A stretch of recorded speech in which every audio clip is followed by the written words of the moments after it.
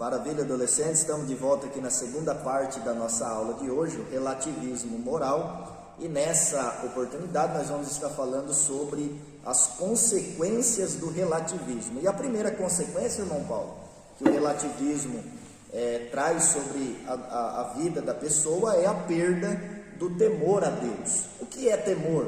Podemos perder isso? Será que é verdade que o relativismo faz a gente perder o temor a Deus? É verdade, irmão Renan. O relativismo faz a gente perder o temor a Deus. O que seria temor? Temor seria respeito, temor seria aquele zelo, seria aquele cuidado de se apresentar ou seja, perante Deus nós devemos ter respeito, devemos ter zelo, cuidado, todo um cuidado, porque Ele é santo. E a santidade dele é como a gente está perto de uma pessoa bem ética, a gente toma aquele cuidado no que vai falar, certo? Então o temor é esse. Provérbios 1:7 vai dizer: o temor do Senhor é o princípio do conhecimento, ou de toda a sabedoria. Mas os loucos desprezam a sabedoria e a instrução. Então, esse desprezar, o louco desprezando a sabedoria e instrução, ele vai cair nessa parte de estar bem perto desse detalhe da secularização, relacionada ao relativismo. Isso é interessante, né? Que a perda do temor faz a gente perder também a sensibilidade do que é cultuar a Deus. Porque Romanos capítulo 12, versículo 1, Paulo diz que o nosso corpo é sacrifício vivo, santo e agradável a Deus, que é o nosso culto racional. Então, quando a gente perde o temor a Deus, a gente perde a sensibilidade do que é cultuar a Deus. E o interessante também é que a segunda consequência que o relativismo traz sobre as nossas vidas é o desprezo em relação à palavra de Deus. Agora veja, adolescente, que o Salmo de número 119, versículo 11, diz que o salmista esconde a palavra no seu coração para não pecar contra Deus. Então, quando o coração não está com a palavra guardada dentro dele, é porque esse alguém tem desprezado a palavra de Deus. E isso é consequência do relativismo. Relativismo, Romanos 1:24, a Bíblia vai dizer que quando o homem não vai de acordo com a palavra de Deus, Deus acaba por si só deixando que ele segue o caminho dele. E esse caminho que ele vai seguindo, irmão Renan, olha o que vai acontecer, pelo que Deus os entregou às concupiscências do seu coração e a imundícia para desonrarem os seus corpos entre si. Mudaram a verdade de Deus em mentira, honraram e serviram a criatura em lugar do Criador. E o que é bendito eternamente, amém. Romanos 1:24 e 25. Então, esse ponto deles não querer, eles vão de encontro àquilo que é bem contrário à vontade de Deus. E o resultado disso é que pessoas assim não entram no céu. Não tem e jeito. Isso acaba entrando, né, irmão Paulo, na terceira consequência, que é a tolerância do pecado. Então, aquele que é relativista, que relativiza a verdade de Deus, ele cai, né, nessa consequência de desprezar a palavra de Deus, e isso leva ele a se entregar ao pecado e a tolerar o pecado na sua vida. A gente vê um texto sobre isso em Apocalipse 2:20, quando Jesus fala, né, com a igreja, com uma das igrejas do Apocalipse, Apocalipse capítulo 2, versículo 20, a igreja de Tiatira, dizendo que aquela igreja estava tolerando uma profetisa por nome de Jezabel, que ensinava os membros a se prostituírem e a comer sacrifício de idolatria. Então o relativismo leva a gente a tolerar o pecado nas nossas vidas, ou seja, é aquela famosa frase, né, irmão Paulo? Isso não tem nada a ver. Isso não tem nada a ver. Nos dias do sumo sacerdote Anás e Caifás, Lucas 19:46, a Bíblia está escrita assim: está escrito, Jesus dizendo: a minha casa será chamada casa de oração, mas vós a transformaste em esconderijo de ladrões, ou covil de ladrões. Ou seja, o sumo sacerdote estava burlando o sacrifício, estava facilitando, e não tinha nada a ver a pessoa chegar lá cheia de pecado e comprava ali o sacrifício dele ali sem ninguém ver qual seria o erro dele e tal. Ou de outra forma, o sumo sacerdote burlava e dizia que o sacrifício que alguns ainda certo trazia não valia, que tinha que entregar para eles e comprar o deles, que era o melhor. Ou seja, eles rejeitavam o sacrifício de quem trazia, achando defeito onde não havia e burlando.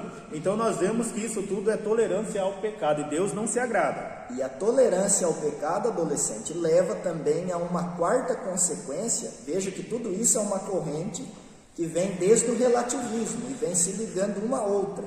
Então, por isso que o relativismo é pecado à luz da palavra de Deus. Deus não se agrada e a gente é preciso nos blindar contra isso. E a tolerância do pecado leva à perda e o desprezo da santidade. Irmão Paulo, a santidade é tão importante assim na vida do crente? Com certeza. Olha o que está escrito em Hebreus 12, 14. Segui a paz com todos e a santificação, sem a qual ninguém verá Deus. Ou seja, sem santificação, gente, a gente não vai ver Deus. O que significa isso? Tem gente que fala assim, não, eu sirvo a Deus tal. Mas o modo de andar dele não é santo. Ele despreza a ordem do seu corpo, com vestimenta, com o seu estilo, com o seu palavreado. Então ele diz assim, eu sirvo a Deus, mas o seu palavreado, a sua vestimenta, o seu jeito, não prega isso. E sem santificação não vai ver a Deus, porque Deus é muito santo. E para esses padrões, ele admite assim que o pecador venha até ele e comece todo um processo de santificação, mas não admite que o cristão fique perto dele sem santificação.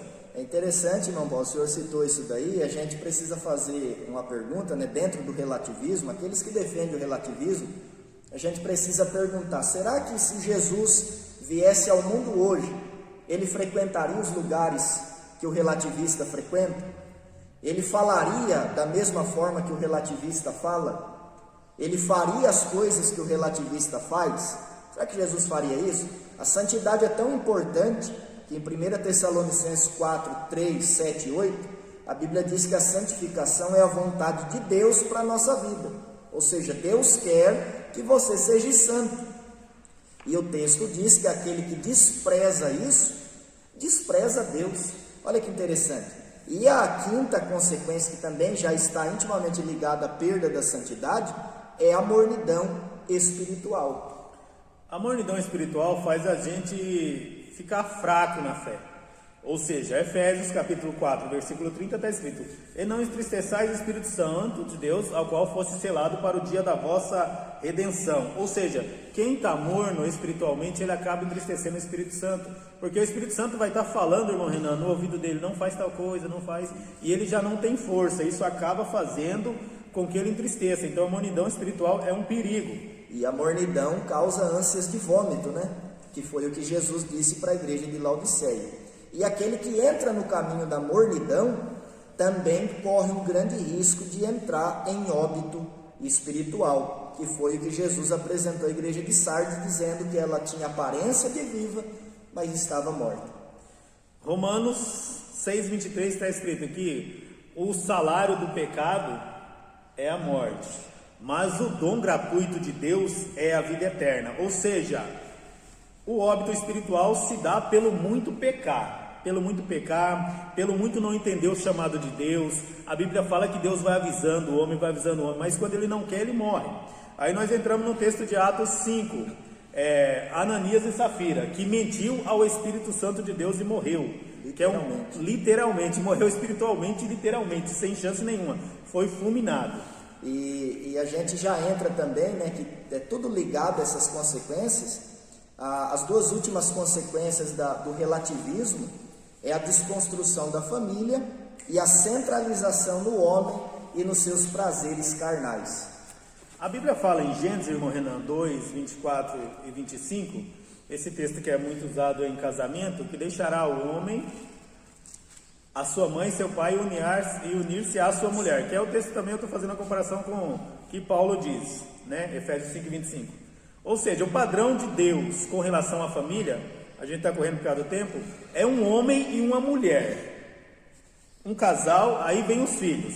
Aí a mãe faz de uma forma, o pai faz de uma forma que supre para a criança tudo.